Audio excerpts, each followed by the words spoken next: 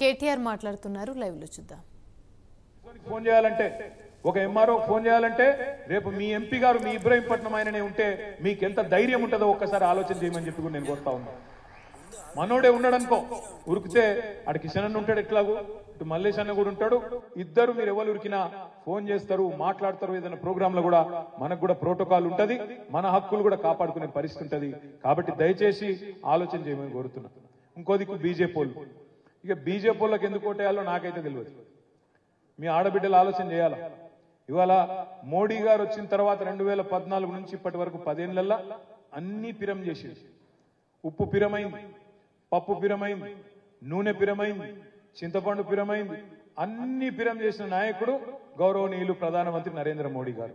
అందుకే ఇవాళ భారతదేశంలో ఆయన ఎవరు ప్రియమైన ప్రధానమంత్రి అంటలేరు, పిరమైన ప్రధానమంత్రి గారు అంటున్నారు. అన్ని పిరం చేసిన ప్రధానమంత్రి.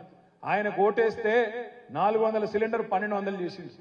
ఇక వాళ్ళ మాటలు ఇంటనైతే గమ్మత్ అనిపిస్తుంది. మాకే ఓటేయాలంటారు. ఎందుకురా నాయన అంటే జై శ్రీరామ్. మనకు రాముడితోనేం పంచాయతీ లేదు. రాముడు బీజేపీ ఏం కాదు, రాముడు అందరివాడు. రాముడు అందరి దేవుడు, అందరివాడు. మనకు రామునితో పంచాయతీ లేదు. నేను మీ అందరికి ప్రార్థించేది ఒకటే, రామునికి బరాబర్ మొక్కుదాం, రాముడికి బరాబర్ మొక్కుదాం. కానీ బీజేపీని మాత్రం పండబెట్టి తొక్కుదాం, ఖచ్చితంగా ఓడగొడదాం అనే మాట నేను విజ్ఞప్తి చేస్తా ఉన్నా. ఎందుకంటారా, ఎందుకు వేయాలి బీజేపీకి ఓటు?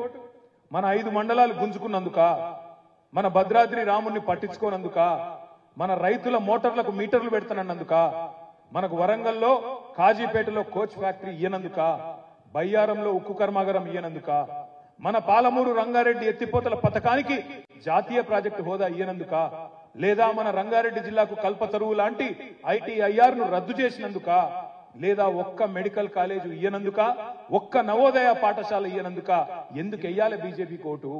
10 ఏళ్లలో ఏం చేసిండు నరేంద్ర మోడీ మన తెలంగాణకు? ఒక్క మాట చెప్పండి.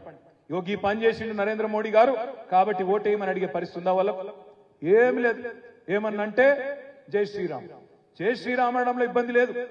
కానీ ఇవాళ రాముణ్ణి అడ్డం పెట్టుకుని రాజకీయం చేయాలనుకుంటే మాత్రం తప్పకుండా కొట్టాడవలసిన బాధ్యత, వాళ్ళ నిజ రూపం ఏందో బయట పెట్టవలసిన బాధ్యత కూడా మన మీదనే ఉన్నది.